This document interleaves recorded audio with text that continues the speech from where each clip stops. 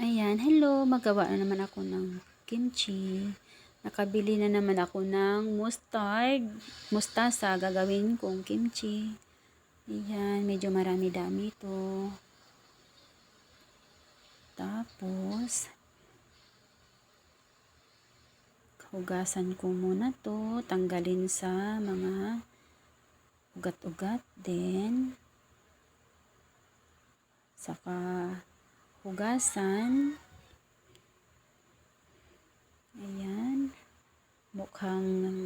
Ang mukha ng stress, problematic. Kaya ang hitsura, tumanda na.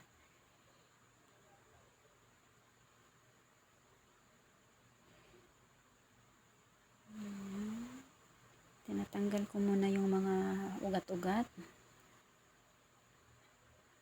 Maganda siya kasi sobrang pa siya, bago pa talagang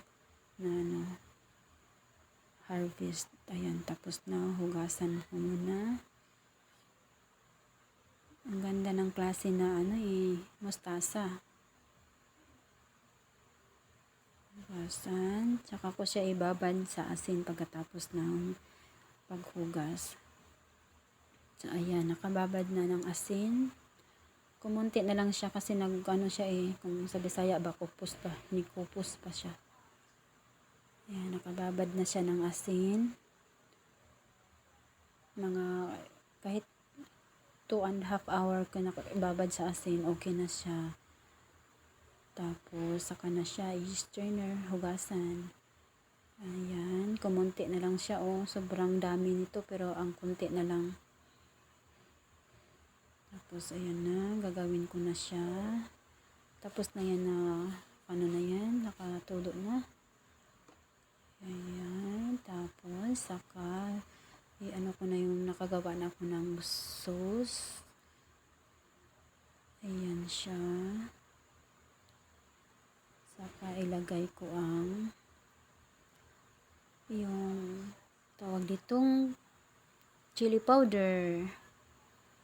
Tapos, kulang pa siya ng kunting sweet. Kunti lang. Kasi maghalo yan siya yung tamang lang, timpla. Na kunting alat lang. Tapos kunting tamis. Ayan na, nalagay na ang chili powder. Then, yung garlic and ginger. I-mix natin ng maayos. Ayan. Tsaka ilagay itong nahugasan natin na mustard leaves. Medyo kulang kunting alat. Lagyan natin ng fish sauce. Ayan.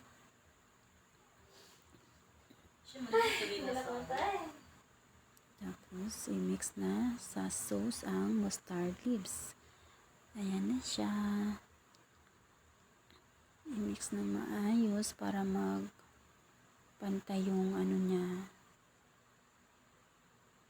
Yung lasa, alat at konting tamis. Kimchi na siya. Mustard kimchi na. Ayan, patapos na siya.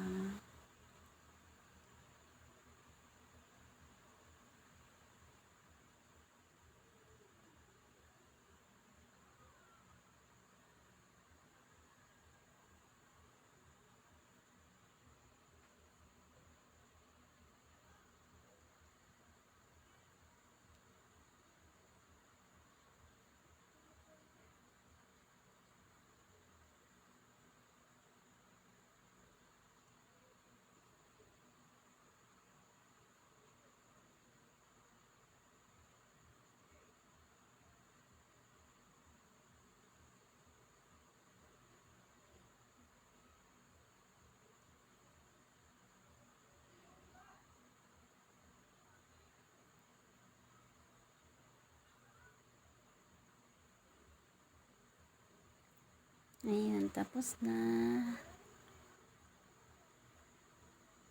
Okay na siya.